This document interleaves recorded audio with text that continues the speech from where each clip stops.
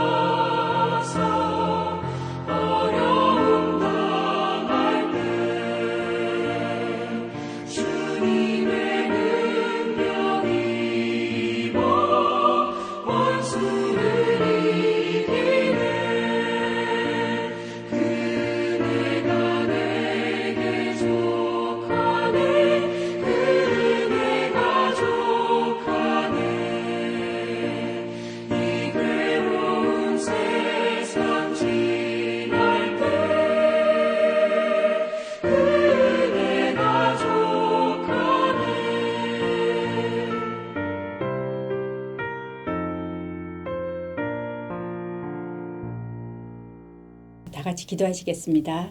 사랑하는 아버지 하나님, 이 아침에 존귀하신 아버지의 이름을 찬양하며 주님의 이름을 경배합니다.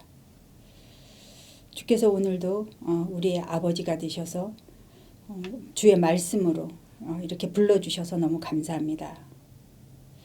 말씀이 우리를 전적으로 통치하여 주께 영광이 되는 아름다운 하루가 될 수 있도록 주님 인도해 주시기를 간절히 소망합니다. 지난 2년 동안 지속되고 있는 이 팬데믹 상황이 하나님 속히 종료되게 하시고 그러나 이 가운데서도 그 하나님의 선하신 뜻이 이루어지며 하나님의 나라가 임하시기를 기도합니다. 교회가 말씀 위에 서서 이 시기를 지혜롭고 힘있게 잘 인도하여 한 사람도 낭망하는 사람이 없게 하시고 도리어 각 사람 가운데 부흥이 일어나서 아름다우신 주님을 세상에 드러나는 진정한 교회가 되게 주님 인도하여 주시옵소서. 오늘도 말씀으로 역사하실 하나님을 기대합니다. 부족한 제가 잘못 전하는 것 없도록 주님께서 입술에 파수꾼을 세워주시고 오직 하나님의 영광만 드러나게 하여 주시옵소서. 예수님 이름으로 기도드립니다. 아멘.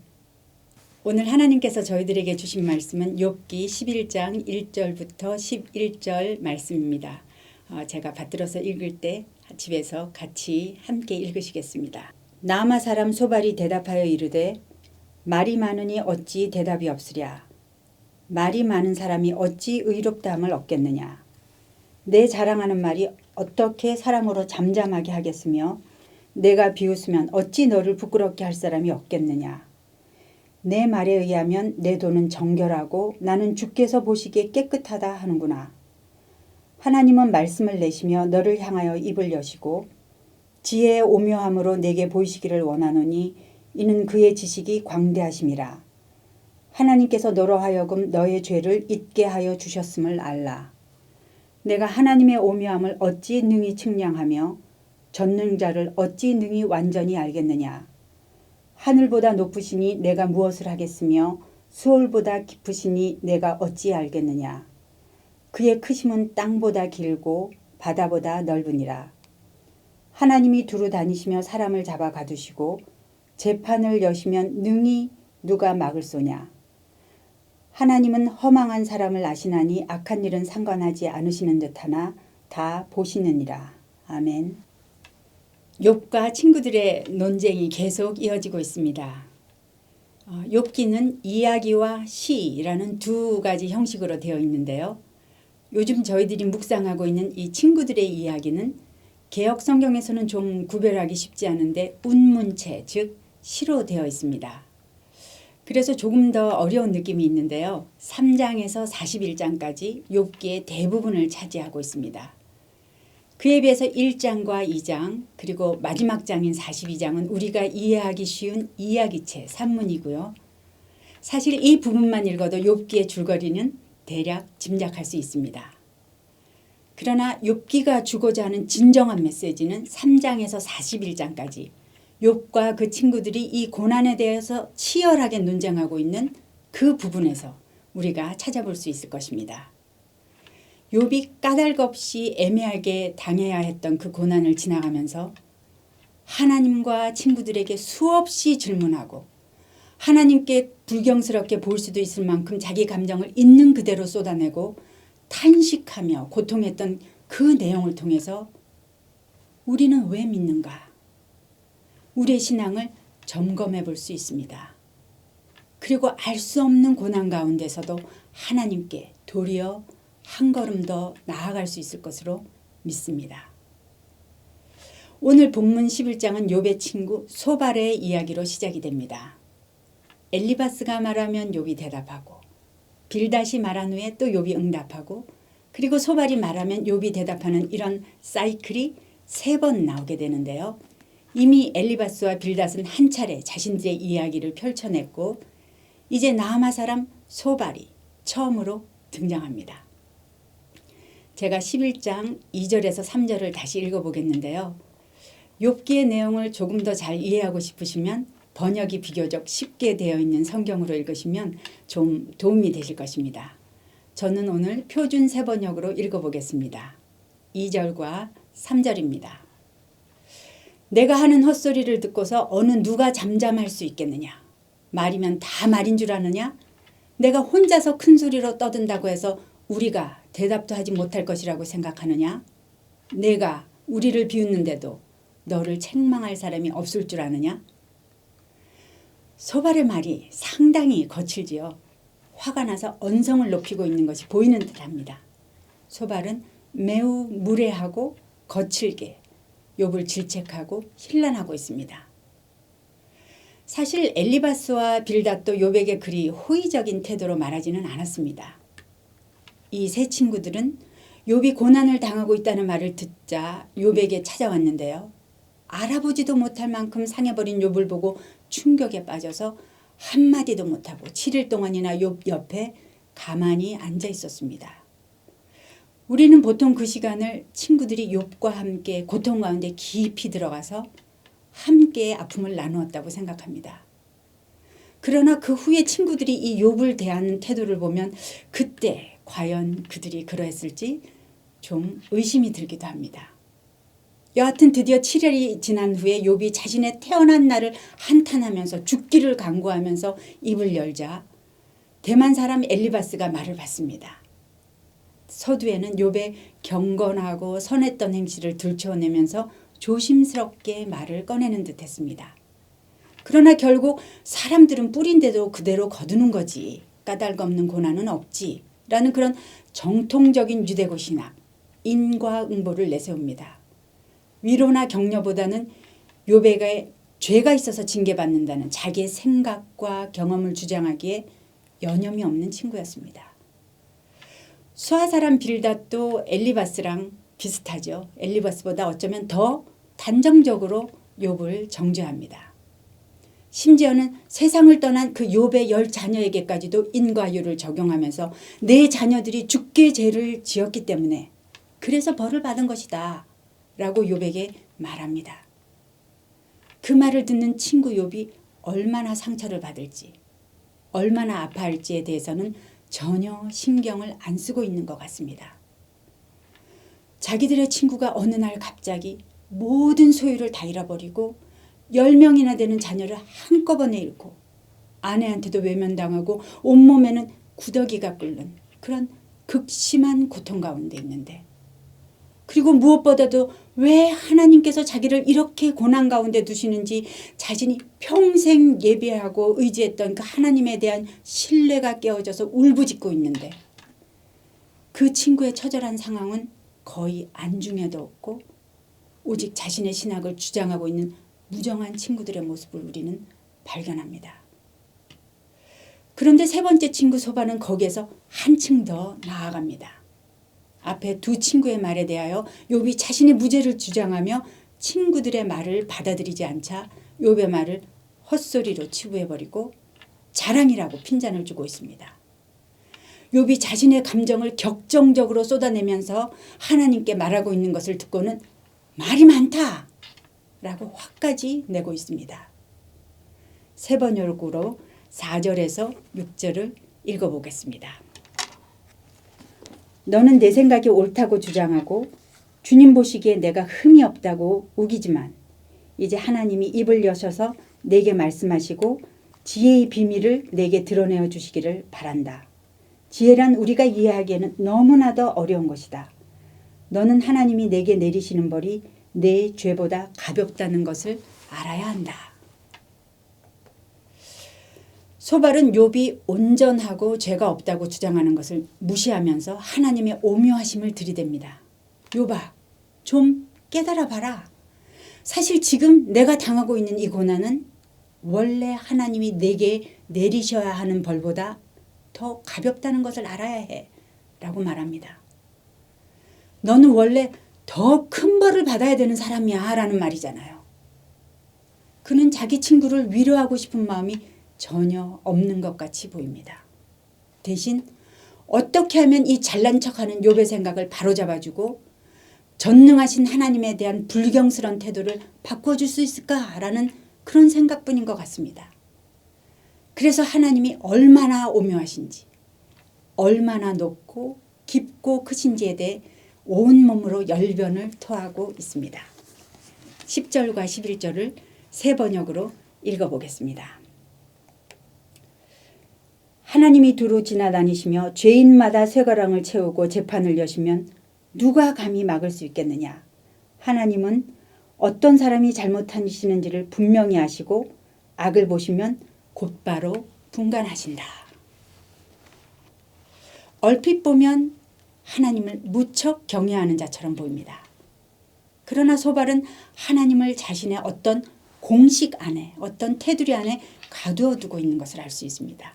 그러면서 너는 지금 아닌 척하지만 하나님께서는 죄 지은 사람을 다 알아보시고 벌을 주시는 분이지 그게 바로 너잖아 라고 욥을 정죄하고 있는 것입니다.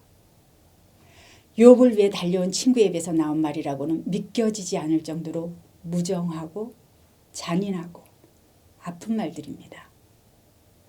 욥의 입장에서 함께 고통을 느껴보고자 하는 마음을 전혀 찾아볼 수가 없지요. 어떻게 친구들은 이런 자세를 취하게 되었을까요? 처음에 2장에서 친구들은 욥의 그 비참한 모습을 보고 겉옷을 찢는 모습이 나옵니다. 그러나 그들이 겉옷을 찢기는 했지만 마음은 찢지 못한 것 같습니다. 욥기 5장 27절에 보면 엘리바스가 욥에게 이렇게 말하는 장면이 있습니다. 볼지어다 우리가 연구한 바가 이와 같으니 너는 들어보라. 그러면 내가 알리라. 그들은 와서 마음을 함께 하려고 애쓰기보다는 왜 의인이라는 욥이 이런 상태까지 오게 되었는가? 연구했다고, 스터디했다고 되어 있습니다. 그리고 그들은 그렇구나.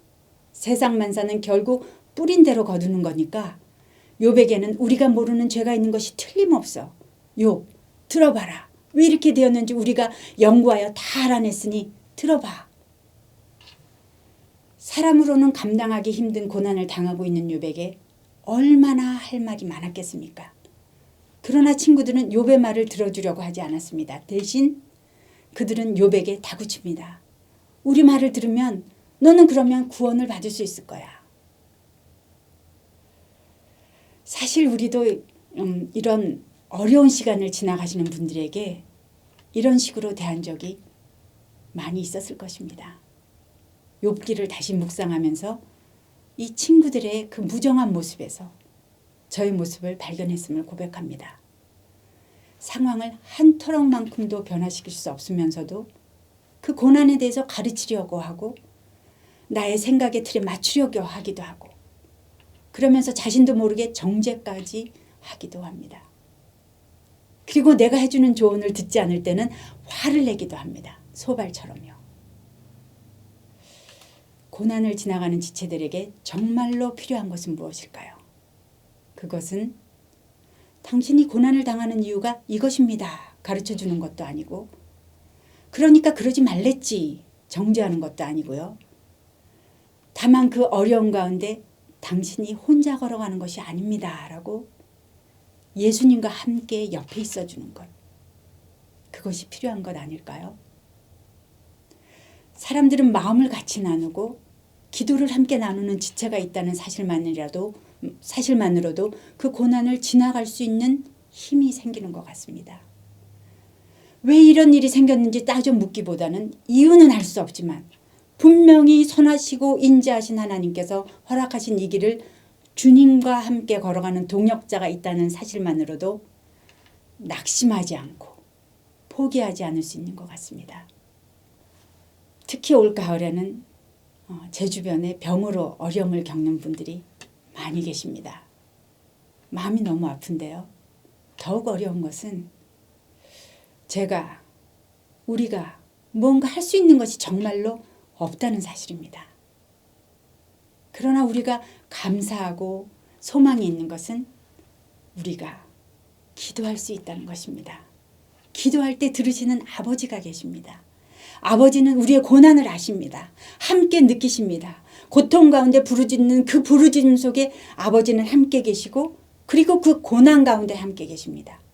이유를 알 수 없이 갑자기 들이닥친 고난은 마치 재앙과 같이 느껴지기도 하지만 너희를 향한 나의 생각을 내가 아노니 평안이요 재앙이 아니라 너희에게 미래와 희망을 주는 것이니라. 이것이 우리를 향한 아버지의 마음인 줄 믿습니다. 지금 이 순간에도 고난 가운데 계신 분들 이 아버지의 마음을 꼭 붙들고 걸으시기를 축복합니다. 그리고 우리는 또한 함께 울고 한 마음으로 아버지께 나아갈 수 있는 믿음의 가족, 믿음의 공동체가 있어서 감사합니다. 주께서 주신 말씀으로 서로 불쌍히 여기면서 함께 기도하고요. 함께 마음을 나눌 때 우리는 주 안에서 진정한 지체임을 알게 되고 우리가 구하고 생각하는 것 이상으로 능히 행하여 주시는 하나님의 위로와 능력을 함께 경험하게 될 것입니다. 그렇게 함께 고난을 통과하는 우리에게 하나님께서는 내가 주께 대하여 귀로 듣기만 하였사오나 이제는 눈으로 주를 배옵나이다. 그렇게 고백했던 욥의 고백을 우리의 입으로도 하게 하실 줄 믿습니다. 예수님께서 겸손하게 이 땅 가운데 우리에게 오신 것처럼 오늘 우리가 찾아가서 함께 이야기를 들어주고 함께 기도해야 할 욥이 있습니다. 오늘 주님의 음성에 순종하여 성령님께서 역사하시는 그 귀한 통로로 쓰임 받으시는 저와 여러분 되시기를 축복합니다. 다 함께 기도하시겠습니다. 사랑하는 아버지 하나님 감사합니다. 그동안 저희가 하나님을 빌어서 주님을 드러내기보다는 우리를 주장하는 어떤 도구로 혹시라도 하나님을 이용하지는 않았는지 이 시간에 고백하며 하나님 용서를 구합니다. 이제 주의 마음을 하나님 저희에게 부어주셔서 누구에게 우리가 다가가더라도 예수님의 마음으로 함께하는 우리들 될 수 있도록 주님 인도하여 주시기를 간절히 소망합니다.